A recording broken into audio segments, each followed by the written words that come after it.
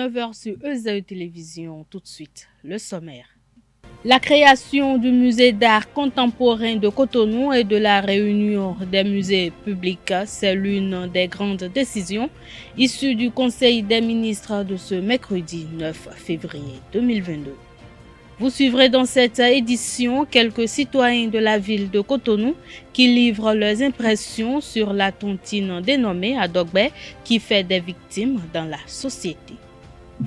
La crise au sein des Dragons de l'OM perdure. Le bureau transitoire des supporters a animé un point de presse cet après-midi à Porto Novo afin d'éclairer l'opinion publique sur la situation du club.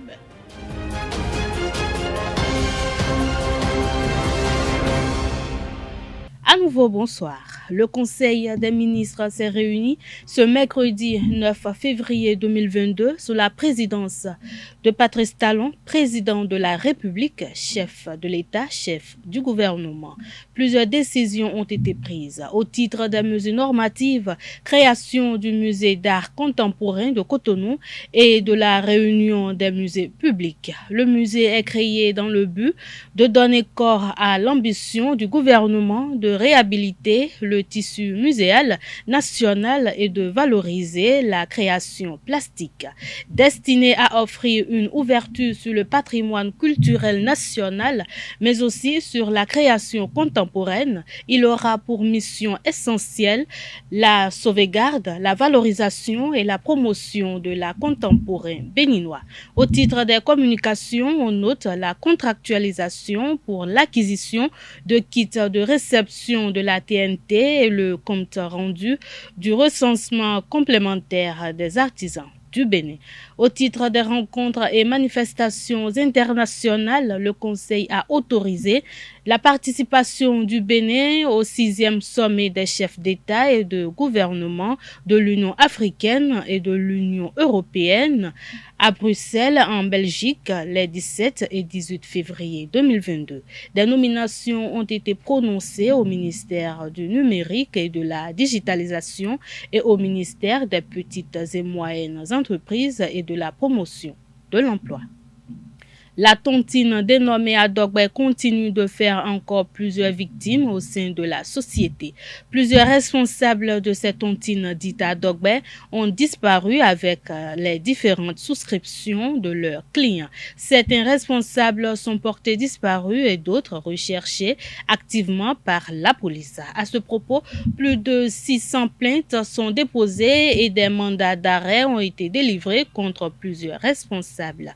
Interrogés sur la question, quelques citoyens de Cotonou livrent leurs impressions sur le sujet. Ils sont au micro de Atifa Olafa, Nasrin Fatumbi et Anaël Dou. Ce phénomène à Dogbe là, au départ, c'était une bonne chose. Parce que tu cotises l'argent un peu, des fois, et 700 par semaine, des fois 1000 francs par semaine.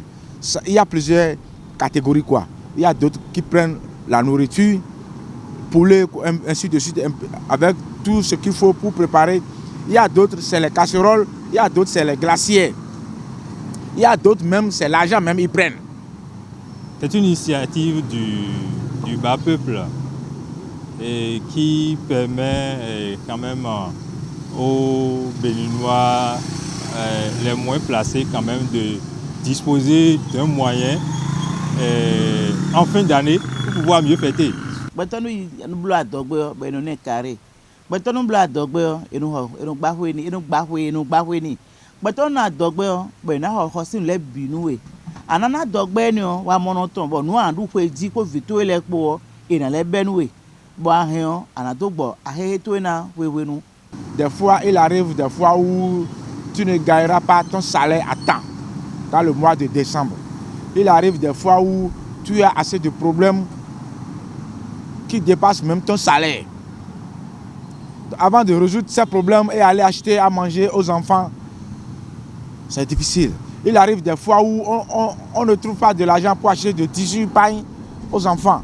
Donc avec les Adogbe là, tu as tout dans le mois de décembre. Tu as mangé, tu as encore de l'argent, tu as tout. Nous aider mais de là quand tu as je te support médecin. wa dzo ton esu kpo wu menu wa dagbe yo bo nu amayon blo nu ana o ena he we ku do we nu abekweto do nu ye bo nu ye dido bada otu ahan ajayin anya zo ajayin yen na yen yi a mi on le hon nte mo mi on yu enu lezi aka kun gbodo veni yen adogban kanu mo do firele bo nu ye do nu na ye wele o enu ko ben hun mi kaka dam lo ko blo to pa nu bro yen kwesu wosu yen mo bo mo e bi agban bo bi ma bon aja hogbonu agbome nu e na dogbe tu na dogbe ro mene gon de yen mo gbon ro yi ye gon e do nu kan yi to pa enu blo de àmọ́ kaka je sin sun ro ko eru ho do sun ro ko je di sin kaka ye jin e ko ba se yen wa agban na ya ja agban na ho gboro bo bere yen ka kon de no wo na o yen mo yen ton bo yi ya ko mi yonu ana to gbe andun sisan wa vi yin bo yen na to gbe nkan na yi ya me na to gbe bo yo mi e de sunle no ni e de sunle ayi le o ko fi to pa su to po fami to mi ando mak no e o no lo di on kwa che na ko yi da ko ton be vi nu mi e o to eyan na to pe nkan na yi ya. Au fil des jours, on a remarqué qu'il y a l'intrus qui est rentré parmi ceux-là et c'est l'escroquerie à haute dose qu'ils ont installée. Maintenant là, tu vas rester à jeun, affamé pour donner à Dogbela et à la fin de l'année, la personne va disparaître. Tu ne vas plus retrouver cette personne-là. Des fois, on va te donner à moitié. On va te donner ce que tu as contribué à moitié. Des fois, on te dit qu'ils ont perdu l'argent et c'est des problèmes, c'est la police qui intervient. C'est des gens qui restent dans leur maison, d'autres ont leur atelier. Mais d'autres là, c'est dans leur maison, dans les coins, dans les villages qui font la chose.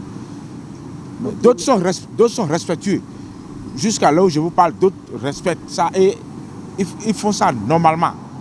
La gestion qui est faite de cette somme, c'est en fait là le problème. L'initiateur peut prendre l'argent et aller investir ou aller faire un dépôt quelque part, mais dans quelle institution? Si cette dernière institution même n'est pas une institution accréditée et qui dispose de l'argent des gens et investit dans des choses des activités peu porteuses de revenus, alors les premiers déposants sont impactés. Du coup, lorsque en fin d'année, l'initiateur n'est pas en mesure de rentrer en possession des fonds pour honorer ses engagements vis-à-vis de ces citoyens-là, de ses frères, alors le problème se pose. Le problème est courant maintenant de par ces temps-ci, quand le bas peuple, les gens qui ont cotisé, qui ont mobilisé certains capital auprès de ces initiateurs, cette année, la plupart n'ont pas pu disposer de leur somme, de leurs revenus comme cela se doit. À partir du 20 février prochain, les 26 œuvres du Trésor royal d'Abomey restituées par la France seront présentées au public. Pour participer à l'exposition Art du Bénin d'hier à aujourd'hui, de la restitution à la révélation, organisée à cet effet au Palais de la Marina, le ministère du Tourisme, de la Culture et des Arts, les inscriptions en ligne. Toute personne désireuse de visiter les trésors royaux restitués par la France devra s'inscrire en ligne via le lien expoartbénin.bj. Les personnes qui désirent participer à cette exposition devront préciser leur nom, prénom et adresse mail afin de recevoir leur carton d'invitation. Des rencontres, des projections, débats, des performances artistiques, des visites d'ateliers d'artistes sont également prévues. Outre les 26 œuvres d'art, une trentaine d'artistes avec près de 150 œuvres, peintures, sculptures, installations art vidéo, art numérique, dessins, sont attendus à cette exposition inédite. L'encadrement juridique de l'avortement au Bénin fait polémique depuis l'adoption de la loi modificative. Cette loi vient réduire le nombre de femmes qui meurent en silence chaque année à cause de l'avortement clandestin. Mais cette pratique n'est pas sans conséquences. Je vous invite à suivre ce reportage de Quentin Amoussou et de Francis Fahmi qui fait la lumière sur ce phénomène. Le recours à l'interruption volontaire de la grossesse est désormais autorisé à la demande de la femme enceinte au Bénin. Plusieurs raisons peuvent expliquer ce choix porté vers l'avortement. L'avortement, il y a certains cas, la personne, ce n'est pas de sa volonté. Par exemple, dans les cas de viol, les refus de grossesse, il y a d'autres personnes, peut-être qu'elle est avec ses parents, elle est tombée enceinte, maintenant son petit ami refuse d'assumer. La fille a peur de ses parents, elle dit qu'elle va avorter par désespoir.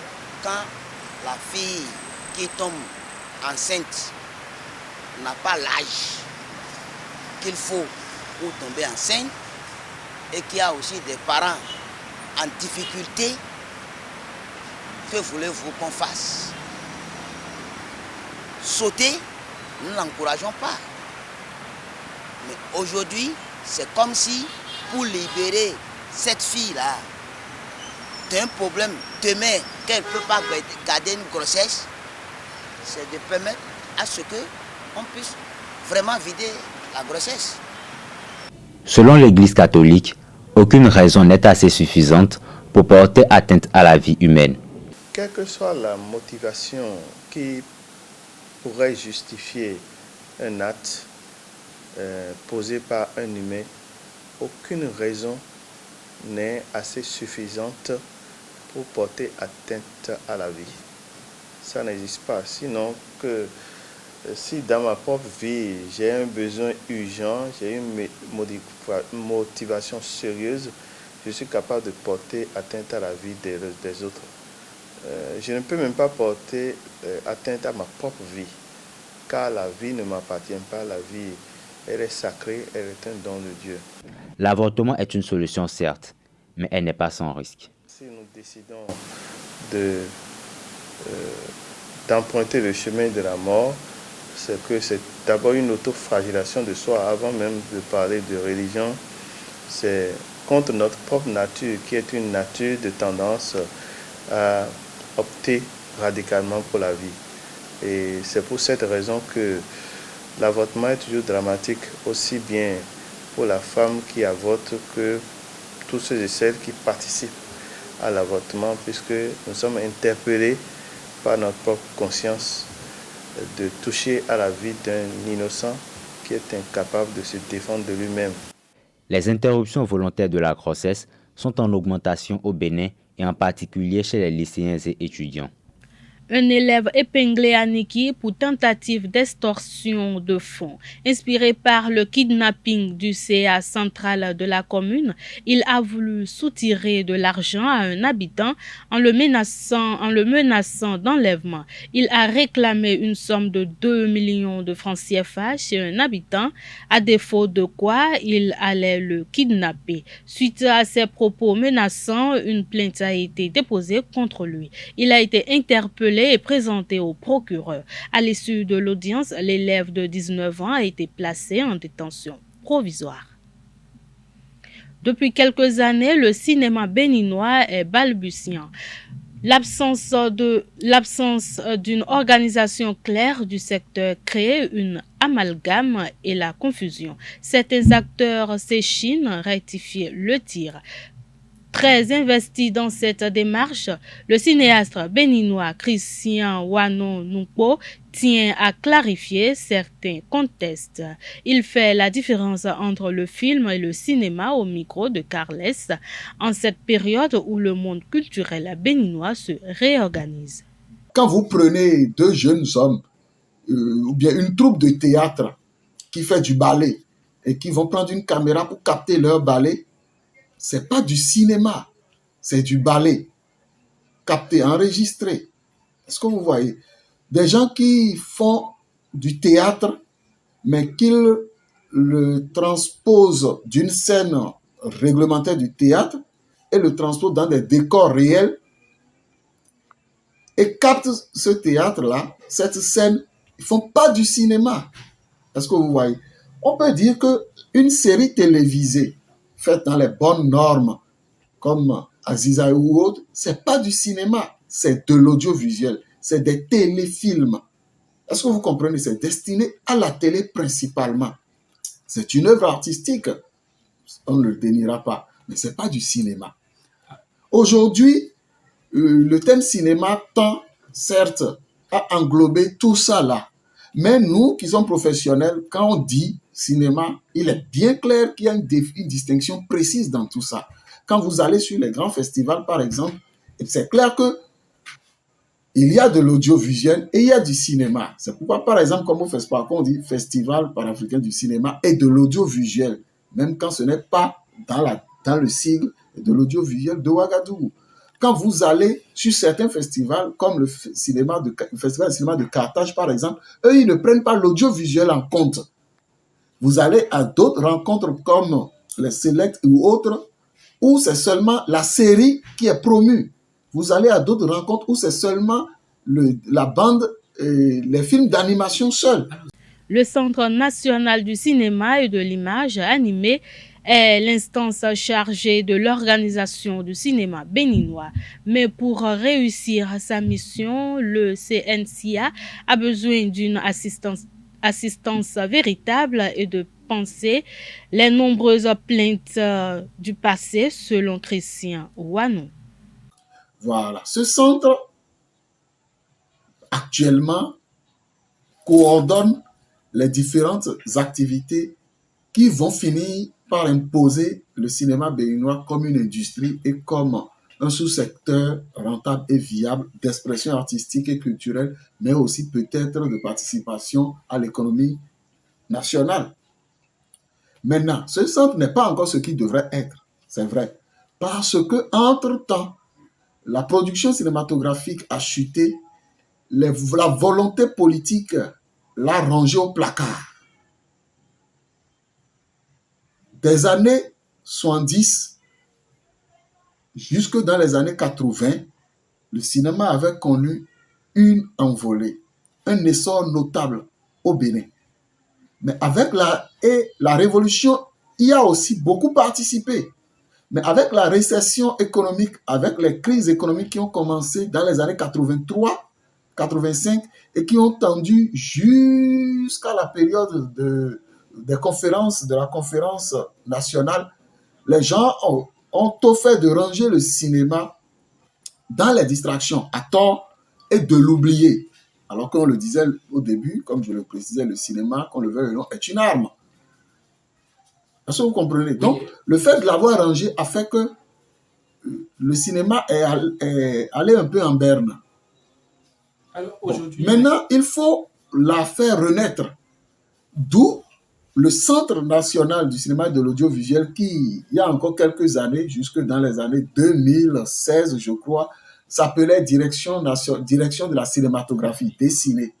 Mais on a estimé que ça devait devenir maintenant un centre pour répondre à la nomenclature internationale et avoir beaucoup plus d'énergie, de force et de disposition d'organisation et de fonctionnement pour atteindre ces objectifs. C'est vrai que de 2016 à cette année, ça dure un peu trop déjà pour que les choses entrent en action. C'est vrai.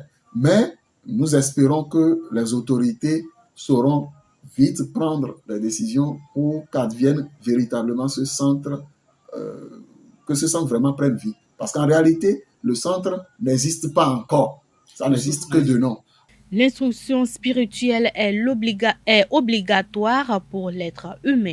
Pour Abicha Adjiboye, pour que nous accédons à notre réalité psychique, il faut nécessairement avoir un guide spirituel qui va nous passer la main. Écoutons-le au micro de Jacques Maouillon d'Almeida. Abordant la question de l'instruction spirituelle, il faut d'abord souligner d'entrée que l'instruction spirituelle est indispensable. Nous avons l'instruction et nous avons la spiritualité. Quand vous prenez la spiritualité ou le spirituel, on a le spirit qui évoque l'essence. L'essence en actualité, donc la réalité de l'essence. Mais pourquoi alors nous parlons de l'instruction spirituelle? Nous parlons de l'instruction spirituelle surtout à cause du voile, de la perte de mémoire. Pourquoi? Quand nous prenons l'essence qui prend une nouvelle enveloppe, l'essence perd la mémoire. L'essence ne se rappelle pas qui il est. Un exemple simple, il y a des personnes, ils ont du mal à se rappeler ce qu'ils ont fait il y a un an de cela. Même d'autres, ils ont du mal à se rappeler ce qu'ils ont fait hier même. Vous voyez, mais si nous parlons alors d'une essence qui a pris un autre corps, et là je parle du processus de la réincarnation, vous voyez combien de fois cet esprit ne se rappelle plus de ses vies passées. L'instruction spirituelle vient pour accompagner cet esprit dans le rappel de qui il est. C'est pourquoi nous disons qu'en instruction spirituelle, on n'apprend rien. Vous n'avez pas besoin d'apprendre quelque chose, mais l'instructeur est là pour vous accompagner, à vous rappeler de qui vous êtes. Donc l'instruction spirituelle, il y a différentes sortes d'instructions spirituelles, bien sûr. Mais je vais parler rapidement de l'enseignement. On peut faire de l'instruction par l'enseignement, vous voyez. On peut faire également de l'instruction par transmission d'énergie. On peut faire également de l'instruction par la guérison. Parce que la guérison aussi, c'est une forme d'instruction spirituelle. La transmission de la lumière, c'est une forme d'instruction spirituelle. Parce que quand vous êtes là et vous transmettez même de l'amour à quelqu'un, vous êtes en train de faire de l'instruction spirituelle. Un étudiant en spiritualité, ça aborde la question de l'éveil.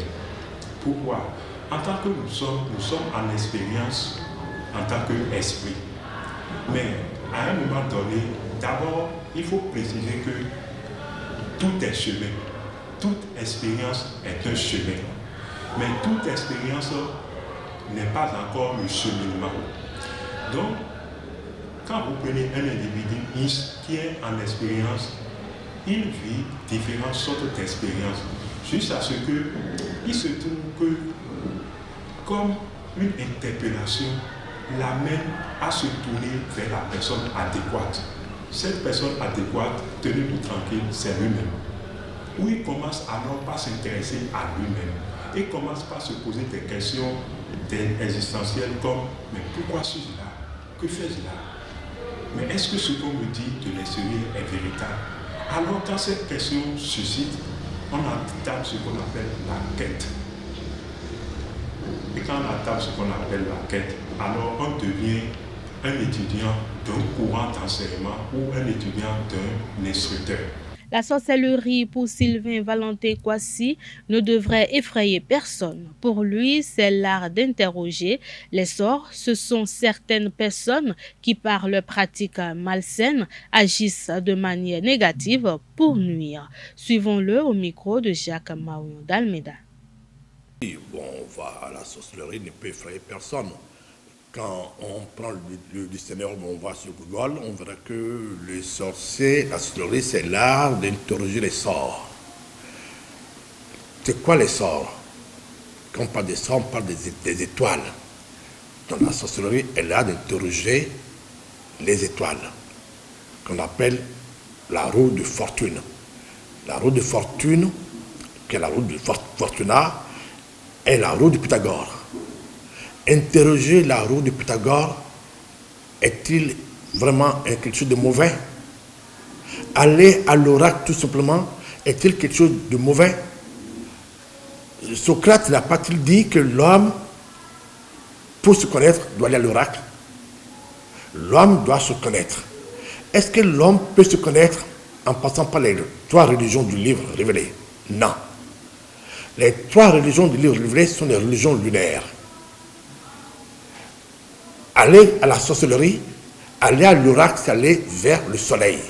La preuve, chez les Delphes, le dieu d'Apollon, le dieu solaire et le dieu de l'oracle, où ce maxime de Socrate était marqué. Homme, connais-toi toi-même, connais-toi l'univers et Dieu. Les églises, les 3 religions du livre ne veulent pas que l'homme se retrouve Dieu. Ils ne veulent pas que l'homme parle avec Dieu. Puis c'est interdit, c'est prohibé. L'homme doit écouter les dires, les mensonges des prophètes. Les prophètes ont déjà parlé avec Dieu. Pourquoi nous parler avec Dieu encore? Si on parle avec Dieu, on va leur échapper. Et on n'aura plus le man. Aujourd'hui, ils ont tous sont tous à la bourse. Ils ont gagné beaucoup de milliards de francs, beaucoup d'or au dos des Africains, au dos des gens qui vont payer pour eux. Alors que ce sont des églises de rationalité, ce sont des églises qui ne parlent pas de Dieu, ce sont des églises de Satan, l'église des cadavres. Donc la sorcellerie est la méthode de parler avec Dieu. C'est la méthode de Dieu solaire. La sorcellerie est solaire. Mais aussi, il y a aussi la sorcellerie qui est lunaire. Et en Afrique, aussi ailleurs aussi, il y a beaucoup plus de sorciers lunaires. Qu'est-ce que j'appelle des sorciers lunaires? Les sorciers qui sont dans les imaginations à partir des drogues, à partir des plantes qui ont la vertu des drogues, ils avalent, ils consomment ces plantes. L'âme sort en eux. L'âme est lunaire. L'âme n'est pas divin. Quand l'âme sort, l'âme est qu'un animal. L'âme a l'instinct animal. Et comme ils consomment du sang dans leur orgie, qu'est-ce que l'âme est entraînée à sentir le sang, à boire du sang? Il devient quoi? Il devient des vampires. Il devient des vampires. Et le vampirisme n'est pas la sorcellerie lunaire. Et c'est cette sorcellerie qu'on trouve partout en Afrique. Hein? Un petit garçon, une petite fille, une grand-mère. Et quand on voit toutes ces femmes sorcières, les enfants sorcières, ils sont tous des vilains. Ils prennent la forme de l'animalité qu'ils incarnent. Soit sur le chat, soit sur le cochon, soit sur la chauve-souris. Ils prennent la forme des animaux qu'ils incarnent. Ça, c'est la mauvaise sorcellerie, c'est la sorcellerie lunaire, c'est la sorcellerie de l'âme. Mais c'est pour ça qu'on dit souvent, l'âme qui ne s'est pas purifiée doit parler vers ça. C'est pour ça que dans les temps de l'Égypte, il y a un temps de purification. Avant de boire le nectar de la vie, l'ambroisie. Quand tu te purifies ton âme complètement, quand tu apaises ton âme, tu maîtrises ton animalité, tu peux prendre ces ambroisies qui sont à la base des drogues végétales, et tu peux faire des sorties maintenant, aller vers le plan solaire. Voilà ce que c'est que la sorcellerie. Le Conseil permanent de la francophonie s'est réuni en session extraordinaire ce mardi 8 février 2022 à Paris par visioconférence sous la présidence de la secrétaire générale Louise Mouchi-Kiwabo. Il a notamment examiné la situation au Burkina Faso suite au coup d'État militaire perpétré le 24 janvier 2022. Évoquant sa récente condamnation du coup d'État militaire au Burkina Faso, la secrétaire générale a rappelé que la prise du pouvoir par la force est une atteinte aux engagements pris par les États et gouvernements membres de la francophonie dans la déclaration de Bamako. Dans une résolution adoptée à l'unanimité, le CPF a condamné ces événements et a décidé, conformément aux dispositions de la déclaration de Bamako, de suspendre le Burkina Faso des instances de la francophonie.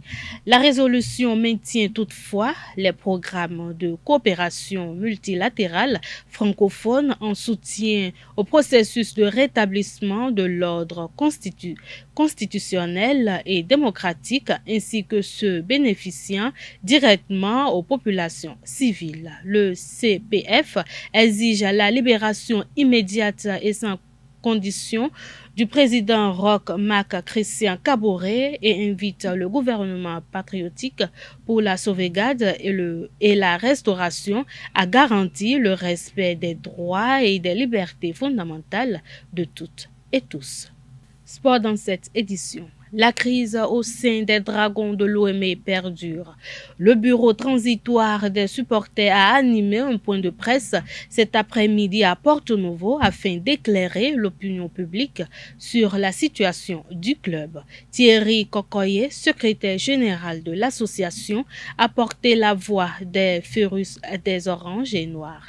On l'écoute. Le vendredi 15 octobre 2021, aux environs de 13h55, le président du bureau transitoire des supporters, Saizonou Grégoire, reçoit un appel téléphonique du secrétaire général, Claude Paki, l'invitant à une séance organisée par ses soins le lendemain à 10h au siège du club pour débattre des dispositions à prendre pouvant aboutir à la mutation du club en société sportive en vue de se conformer aux exigences du ministère des Sports pour la saison sportive 2021-2022.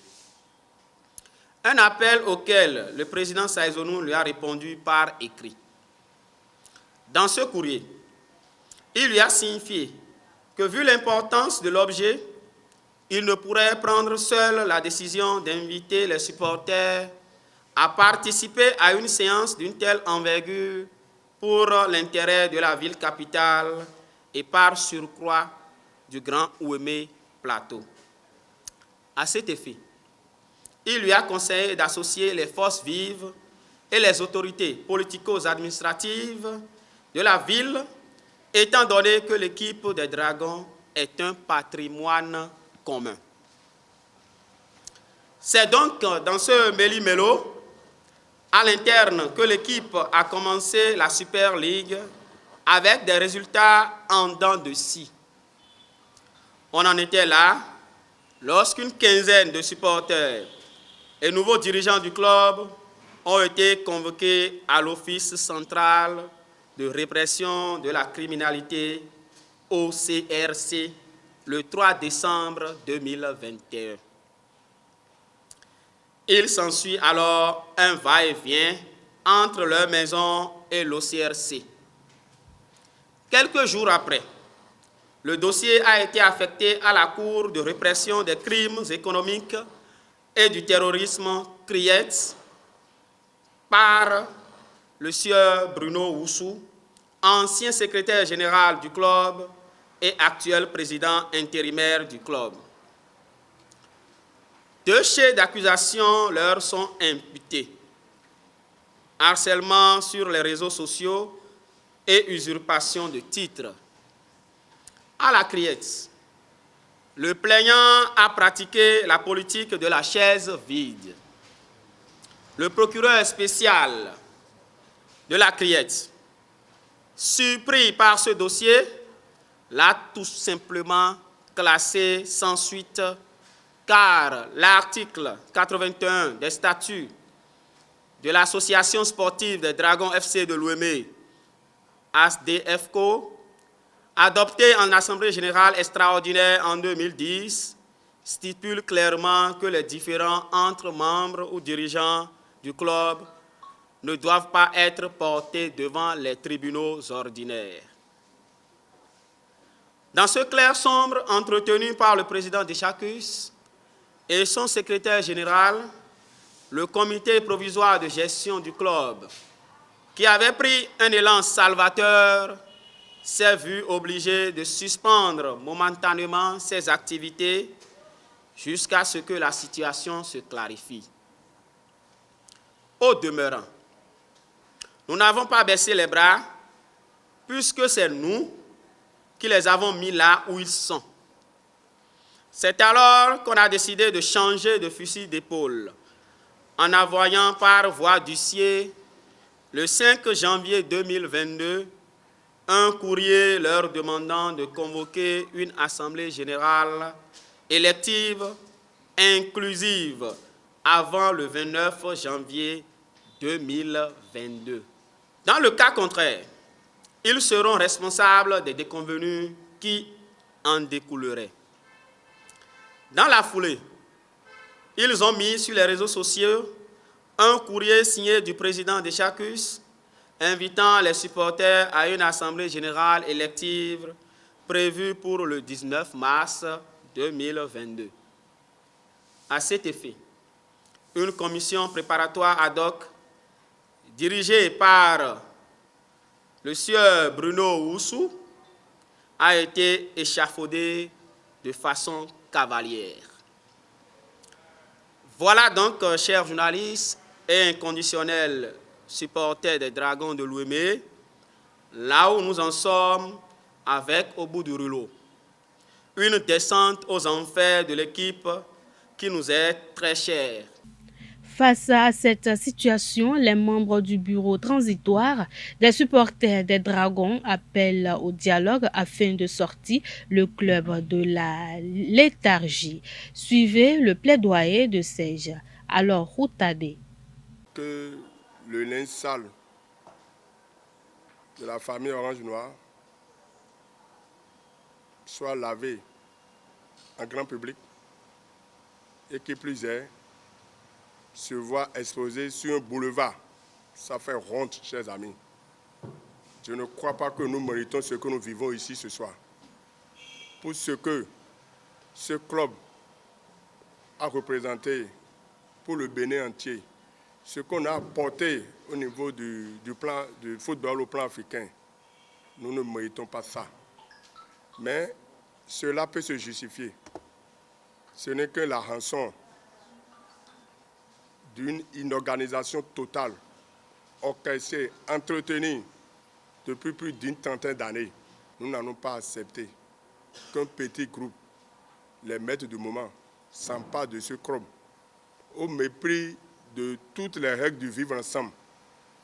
Je nous rappelle, je leur rappelle qu'il me semble qu'ils sont suffisamment mal informés de la puissance de la parole, des égrégores qui ont constitué la naissance, la genèse de ce club. Les gens, tous les membres fondateurs ne sont pas encore morts, ils sont vivants. Je les interpelle, je nous interpelle, qu'ils sortent pour qu'ensemble nous puissions nous donner la main. Parce que ce club est hostile, n'aime pas la division. Dans la division, nous n'irons nulle part. Nous avons assez gonflé les muscles, les maires du moment, nous qui sommes les supporters. Mais l'auditeur là aujourd'hui, je nous demande, comme l'a dit tout à l'heure le secrétaire général des supporters, j'ai lu aussi sur les réseaux sociaux qu'une assemblée générale est en préparation de façon cavalière et exclusive. Non, je demande au maire du moment de rebrousser chemin. Ce chemin n'est pas le mieux indiqué. Non, nous allons tout droit encore dans le mur. Ça va constituer encore un autre labyrinthe. Et quand ils vont rentrer dedans, là, je ne suis pas sûr qu'on s'en sortira. Mais nous sommes tous comptables devant l'histoire. Aucun crime n'est parfait. Je dis ce qui se passe là, c'est un crime, mais il n'est pas parfait.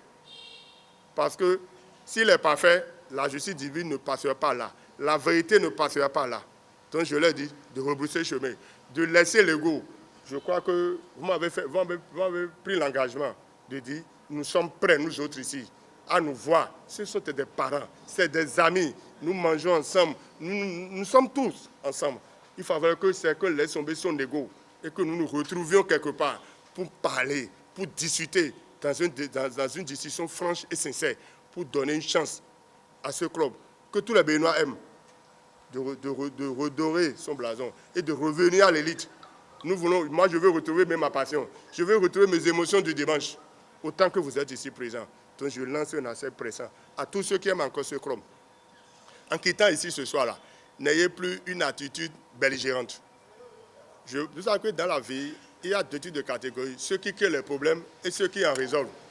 Je voudrais vous demander qu'à partir de ce soir, que nous quittions ici maintenant dans la poursuite de ceux qui veulent la solution à ce problème qui est en train de nous miner, qui est en train de nous rendre malades, qui est en train de nous déshonorer. Ce journal a été préparé par l'ensemble de la rédaction. Merci de votre aimable attention. Passez une excellente soirée en compagnie de nos programmes sur les www.ezautv.bj. Bonsoir.